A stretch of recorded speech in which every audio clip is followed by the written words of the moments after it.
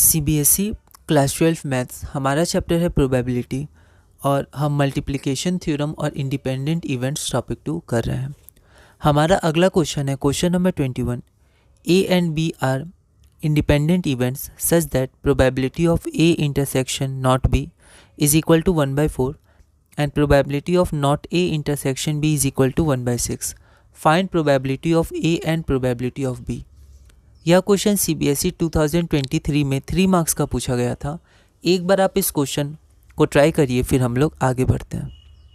तो यहाँ पर सबसे पहले हमने गिवन लिख दिया, जो हमारे पास गिवन है। हमें फाइंड क्या करना है, probability of A and probability of B, है ना। तो सबसे पहले जो हमारे पास गिवन है हम उससे शुरू करते हैं। तो हमारे पास दिया हुआ है probability of A intersection not B is equal to 1/4 from given. तो यहाँ पर ए और बी इंडिपेंडेंट है, तो यहाँ पर ए और बी डैश बी डैश कह सकते हैं कॉम्प्लीमेंट, नॉट बी या बी डैश बी कॉम्प्लीमेंट भी इंडिपेंडेंट होगा। तो अगर कोई दो इवेंट्स हमारे पास इंडिपेंडेंट हैं तो फिर P of A times P of not B बराबर P of A intersection B not होता है, क्योंकि जनरल में प्रोबेबिलिटी ऑफ ए इंटरसेक्शन भी होता है probability of A times probability of B, है ना। तो यहाँ पर आप लिख दीजिएगा since A and B are independent, तो ए और नॉट बी भी इंडिपेंडेंट होगा। और अगर ये इंडिपेंडेंट है तो ए इंटरसेक्शन नॉट बी आपका probability of A times probability of not B होगा, जो 1/4 होगा। इसके बाद हमारा नॉट बी होता है 1 - पी ऑफ बी, कॉम्प्लीमेंट है। तो यहाँ पर पी ऑफ ए, अब हम ब्रैकेट ओपन करेंगे तो probability of A minus probability of A times probability of B बराबर 1/4 आ जाएगा। इससे हमें हमारी एक इक्वेशन निकल जाएगी, इक्वेशन 1। उसी तरह इससे हम लोग दूसरी इक्वेशन निकालेंगे। Also probability of not A intersection B is equal to 1/6 from given. यहाँ पर आप फिर लिख दीजिएगा since A and B are independent, तो probability of not A times probability of B is equal to 1/6। Probability of not A को हम लोग लिख सकते हैं 1 - probability of A times probability of B is equal to 1/6। फिर से हम लोग ब्रैकेट को ओपन करेंगे तो probability of B minus probability of A into probability of B is equal to 1/6। इसको हमने इक्वेशन नंबर 2 मान लिया। अब हम क्या करेंगे, हम देख सकते हैं इक्वेशन 1 और इक्वेशन बी में P A times P B हमारा सेम है, तो हम लोग 1 - 2 कर देंगे, ठीक है।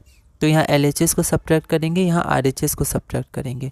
इसके बाद इसको आप सॉल्व करिएगा तो आपकी एक तीसरी इक्वेशन बन जाएगी, probability of A is equal to 1/12 plus probability of B। इसको हमने इक्वेशन 3 मान लिया। अब इक्वेशन 2 हमारे पास क्या थी, तो हमारे पास इक्वेशन 2 ये थी, है ना। अब हम क्या करेंगे कि इक्वेशन 2 में हम लोग क्या करेंगे, इक्वेशन 3 की वैल्यू रख देंगे, है ना। तो हमारे पास एक इक्वेशन एक वेरिएबल हो जाएगा। जैसे हमारे पास इक्वेशन 2 में यहाँ पर कितनी इक्वेशन है, एक इक्वेशन है, पर यहाँ पर हमारे पास दो वेरिएबल, प्रोबेबिलिटी ऑफ बी और प्रोबेबिलिटी ऑफ ए। अब हम लोग क्या करेंगे कि प्रोबेबिलिटी ऑफ ए की जगह हम लोग ये इक्वेशन पुट कर, इस इक्वेशन में ये एक्सप्रेशन पुट कर देंगे, ठीक है। तो प्रोबेबिलिटी ऑफ ए हमारा है 1/12 प्रोबेबिलिटी ऑफ बी। तो यहाँ पर जो हमारा प्रोबेबिलिटी ऑफ ए है इसकी जगह हमने पुट कर दिया 1/12 प्रोबेबिलिटी ऑफ बी, और बाकी सब कुछ हमने सेम लिख दिया, है ना। तो यहाँ से हमारे पास एक इक्वेशन एक वेरिएबल आ जाएगा, तो हम लोग प्रोबेबिलिटी ऑफ बी कैलकुलेट कर सकते हैं। तो हमने पहले इसको x मान लिया, तो यहाँ पर x लिख देंगे, फिर x की वैल्यू हम लोग कैलकुलेट करेंगे, ठीक है। तो आप सिंप्लीफाई कर सकते हैं, तो हमारी वैल्यू आ जाएगी 1/4 या 2/3। तो प्रोबेबिलिटी ऑफ b हमारी हो जाएगी, क्योंकि वो x थी, तो 1/4 या 2/3। अब इक्वेशन 3 से हम लोग प्रोबेबिलिटी ऑफ a निकाल लेंगे। दो वैल्यूज़ हैं तो दो a की भी प्रोबेबिलिटी ऑफ a की वैल्यूज़ निकलेंगी। तो फ्रॉम 3 प्रोबेबिलिटी ऑफ ए, देखिए यहाँ ओवर राइटिंग हुआ है, हमें बहुत ध्यान रखना है, ये सब ना हो, है ना, धीरे धीरे आगे बढ़ना है बोर्ड में। तो प्रोबेबिलिटी ऑफ ए अगर हम लोग इक्वेशन 3 से निकालेंगे तो हमारे पास प्रोबेबिलिटी ऑफ ए हो जाएगा 1/12 प्लस 1/4 1/3, और अगर पी बी की वैल्यू 2/3 हम लोग रखेंगे तो प्रोबेबिलिटी ऑफ ए हमारा हो जाएगा 3/4। तो हमारा रिक्वायर्ड आंसर हो जाएगा 1/3 या 3/4। अगला क्वेश्चन है हमारा question number 22। A and B throw a pair of dice alternately. A wins the game if he gets a total of 7 and B wins the game if he gets a total of 10, ठीक है। दोनों पासे फेंक रहे हैं, दो पासे हैं। अगर A 7 ले आता है, ठीक है, तो वो जीत जाता है, और B अगर 10 ले आता है तो वो जीत जाता है 10। If A starts the game then find the probability that B wins, ठीक है। तो अगर A को गेम को स्टार्ट करता है तो हमें ये प्रोबेबिलिटी चेक करनी है कि B जीतेगा, इसकी प्रोबेबिलिटी क्या है। यह क्वेश्चन दिल्ली 2016 में 4 मार्क्स का पूछा गया था। एक बार आप इस क्वेश्चन को ट्राई करिए, फिर हम लोग आगे बढ़ते हैं। तो यहाँ पर 2 डाइज है, पेयर ऑफ डाइज, ठीक है। तो यहाँ पर सैम्पल स्पेस क्या हो जाएगा 36, 1 1 1 2 1 3 ऐसे करते करते 6 6 तक। तो सैम्पल स्पेस NS हमारा 36 हो जाएगा। हम 2 इवेंट डिफाइन करते हैं। पहला इवेंट क्या है कि event of getting a sum of 7 in the pair of dice, ठीक है। तो पहले 7 आना चाहिए और 7 आने से कौन जीतता है, तो A जीतता है, ठीक है। तो यहाँ पर 7 कैसे कैसे आ सकता है, 36 हमारे पास टोटल ऑब्जर्वेशंस हैं, तो इनमें से कितना में 7 आ सकता है, तो हम इसको निकाल सकते हैं 1 6 2 5 3 4 6 1 5 2 और 4 3, सबका सम 7 आएगा। तो टोटल फेवरेबल आउटकम्स हमारे पास हो गए 6, तो प्रोबेबिलिटी हो गई 1/6, इसको इक्वेशन 1 मान लिया। उसी तरह B जीतेगा अगर 10 आएगा, तो उस इवेंट का नाम हमने B लिख दिया। आप E1 E2 भी लिख सकते हैं, कोई दिक्कत नहीं है। तो B is equal to event of getting a sum of 10 in pair of dice. तो अब 10 कैसे आ सकते हैं, तो 4 6 5 5 और 6 4, तो 3 हो गया। तो प्रोबेबिलिटी ऑफ B हमारा हो गया 3/36, दैट इज़ 1/12। इसको हमने इक्वेशन नंबर 2 मान लिया, ठीक है। अब probability that if A starts the game then B wins, ठीक है। तो A स्टार्ट करेगा, तो हम लोग इसको समझते हैं। यहाँ देखिए, अब क्या कर रहा है, A गेम स्टार्ट कर रहा है लेकिन जीतना B को है, ठीक है। तो A गेम स्टार्ट करेगा पर वो नहीं जीतेगा, तो नॉट A, ठीक है। क्योंकि प्रोबेबिलिटी ऑफ A क्या थी, मतलब A क्या था, A था कि 7 आ जाए, मतलब A जीत जाए, तो नॉट A को नहीं जीतना है। इंटरसेक्शन B, दूसरा बार B का चांस आएगा तो B जीत गया। तो एक केस तो ये हो सकता है जिसमें B जीत जाएगा। फिर क्या करेगा, फिर A स्टार्ट करेगा पर A को नहीं जीतना है, तो नॉट A। अब B को भी नहीं जीतना है, क्या पता पहला चांस में B भी नहीं जीते, ठीक है। फिर दूसरा चांस शुरू होगा, दूसरा चांस में पहले फिर से A फेंकेगा पासा, तो A को फिर से नहीं जीतना है, तो नॉट A। पर दूसरा चांस में B को जीतना है, तो इंटरसेक्शन B जीत गया, ठीक है। फिर ऐसे एक तीसरा केस बन जाएगा, उसमें क्या होगा, पहला चांस मतलब दोनों को मिला के एक चांस बोल रहे हैं, है ना। तो पहला चांस में दोनों की बारी आएगी, तो पहले चांस में पहली बारी आई A की, तो A को नहीं जीतना है क्योंकि क्वेश्चन में हमें निकालना है B जीतेगा। तो पहले चांस में A नहीं जीतेगा। पहले चांस की दूसरी बारी आई B की, अगर B जीत गया तो भी जीत मानी जाएगी, लेकिन वो केस हमने यहाँ कंसिडर कर लिया है, ठीक है। तो अब B को भी नहीं जीतना है। फिर दूसरी चांस में पहली बारी आई A की, A को नहीं जीतना है, क्वेश्चन में B को जीतना है। तो B को अगर दूसरी चांस में जीत जाएगा तो ये हमने पहले ही कंसिडर किया है ना, ये इंटरसेक्शन है, A नहीं है ना। तो दूसरी चांस में भी B नहीं जीतना चाहिए। तीसरी चांस की पहली बारी A आई, A को नहीं जीतना है, ठीक है। अब B जीत सकता है, तो B, तो ये तीसरा केस हो गया। ऐसे करते करते हमारे पास बहुत सारे केस हो सकते हैं, ठीक है। तो यहाँ पर मैंने वही लिखा है, प्रोबेबिलिटी दैट B विंस, पहली चांस में जीत सकता है B, हमारा पहली चांस में जीत सकता है, ठीक है। दूसरी चांस में जीत सकता है, तीसरी चांस में जीत सकता है, चौथी पांचवी ऐसे जीत सकता है, ठीक है। अब क्योंकि A और B इंडिपेंडेंट है, तो इंटरसेक्शन में क्या हो जाएगा, प्रोडक्ट में चेंज हो जाएगा। तो probability of not A intersection B is equal to probability of not A times probability of B। उसी तरह probability of not A times probability of not B times probability of not A times probability of B। ऐसे करते करते plus होते जाएंगे। तो यहाँ dot dot dot ले लेंगे, है ना। A और B इंडिपेंडेंट इवेंट्स हैं। अब हमें पता है प्रोबेबिलिटी ऑफ A नॉट का क्या है, ठीक है। तो यहाँ देखिए, अगर प्रोबेबिलिटी ऑफ A हमारा 1/6 है, तो प्रोबेबिलिटी ऑफ नॉट A हमारा क्या हो जाएगा, 1 - 1/6 इज इक्वल टू 5/6, है ना। उसी तरह प्रोबेबिलिटी ऑफ B अगर 1/12 है, तो प्रोबेबिलिटी ऑफ नॉट भी हो जाएगा 1 - 1/12, दैट इज़ 11/12, ठीक है।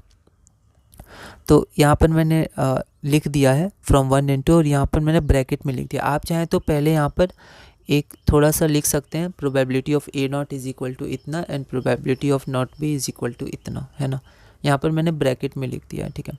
यहाँ पर मैंने रेड पेन से मार्क इसलिए किया है क्योंकि यहाँ ओवर राइटिंग हुई। तो यहाँ पर जब आप रिवाइज करेगा तो आपको ध्यान रखिएगा कि आपको ओवर राइटिंग नहीं करनी है, ठीक है। तो क्या हुआ, ऐसे चलता जाएगा डॉट डॉट डॉट, ठीक है। अब हम लोग क्या करेंगे, अब हम लोग जैसे यहाँ पर डॉट डॉट डॉट है, इसको नहीं भूलना है ना, क्योंकि इन्फिनाइट सीरीज़ बनेगी।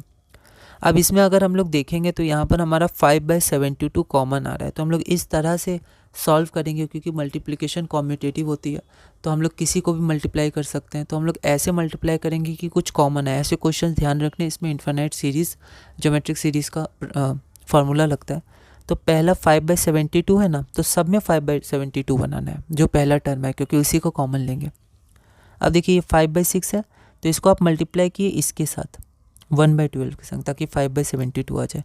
उसी तरह इस 5/6 को आप मल्टीप्लाई कीजिए इस 1/12 के साथ, ठीक है, ताकि आपका 5/72 आ जाए, ठीक है। तो ऐसे आपका आगे बढ़ता जाएगा। तो पहला टर्म तो 5/72 आएगा और दूसरा, अच्छा यहाँ पर डॉट डॉट डॉट नहीं लगाना है क्योंकि मैंने नीचे लगाया हुआ है, ठीक है। तो ये एक ही लाइन है ना, तब सही है, ठीक है। अब देखिए पहला तो 5/72 आ गया, तो 5/72 सेकेंड टर्म में आएगा। अगर मैं ऐसे ब्रैकेट डाल दूँ तो थोड़ा हमें ज़्यादा क्लियर होगा, ठीक है। अब देखिए इसमें 5/72 है, इसमें 5/72 है, पर इसमें सेकेंड टर्म क्या है, 55/72। तीसरे टर्म में हमारे पास 5/72 आ गया, इसको हटा देते हैं, इसको हटा देते हैं, तो बचा क्या, फिर से 55/72 पर इसका होल स्क्वायर बचा। तो एक पैटर्न मिल जाएगा। तीसरा टर्म में क्या, चौथा टर्म में क्या आएगा, 5/72 इंटू 55/72 का होल क्यूब, ऐसे आगे बढ़ता जाएगा, ठीक है। 5/72 हमने कॉमन लिया तो हमारे पास क्या बचेगा, 1 प्लस 55/72 प्लस 55/72 का होल स्क्वायर प्लस 55/72 का whole cube plus dot dot dot, ठीक है। तो यहाँ पर हम लोग देख सकते हैं ये एक इन्फाइनाइट जीपी सीरीज़ है। उसका फॉर्मूला आप ध्यान रखिएगा, a/1 - r होता है। a पहला टर्म होता है, r कॉमन रेशियो होता है। यहाँ पर आप देखिएगा a बराबर हमारा 1 है और r की वैल्यू क्या है, तो second term divided by first term. तो second term 55/72 divided by first term 1, तो r हमारा 55/72 हो गया।